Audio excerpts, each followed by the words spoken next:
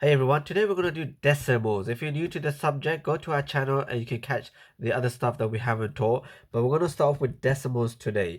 And what is decimal? So decimal is, for example, a whole number. Say, let's give you 10, but with a dot and then as many numbers as you want on the side. So it could be 2, 3, 1, etc. But there's a decimal there, a dot here.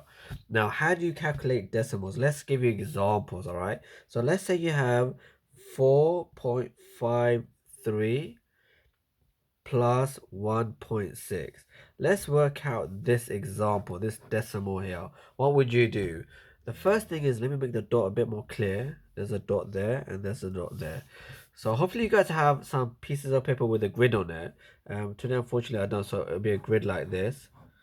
And then you can put the numbers in order. So you can have, say for example, 4 here, point, so let's put the dot here, 5, 3, and then you'll have, say 1 here, 1.6, 1.6, okay, and let's put a 0 at the column where there's no numbers, so you can just add it up together. And today we're doing plus, so we're gonna put plus sign. And how you do this is you start with the far right column in this case. So you have 3 plus 0. What is the answer to that? That's 3. Then you have 5 plus 6. What's the answer to that? That's 11. So how do you put 11 in this one column? Well, you don't. You put 1 first. And because it's 11, the 10th part of the unit, move it on to the next side. So we'll put 1 here, just so we don't forget. Then you do 4 plus 1. What's the answer to that? That's 5. And don't forget the 1 that we carried on. So that's 6. So the answer now is 6.13.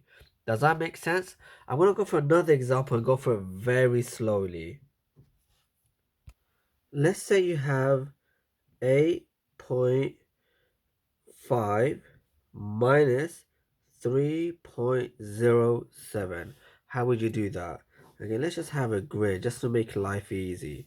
So then you have 8 here, 0.5 minus 3, let's put minus there, 0.07. And now let's fill out the blank part, which is here on top. Put a 0 there. So how do you work this out? Okay. Step by step, we start with the last column. What's 0 minus 7? We don't do minus signs at decimal. So now we're going to have to do 50 minus 7. Or you can just take 1 from here. So make this into a 4 and put the 1 there. So then you have 10 minus 7. What's the answer? It's 3.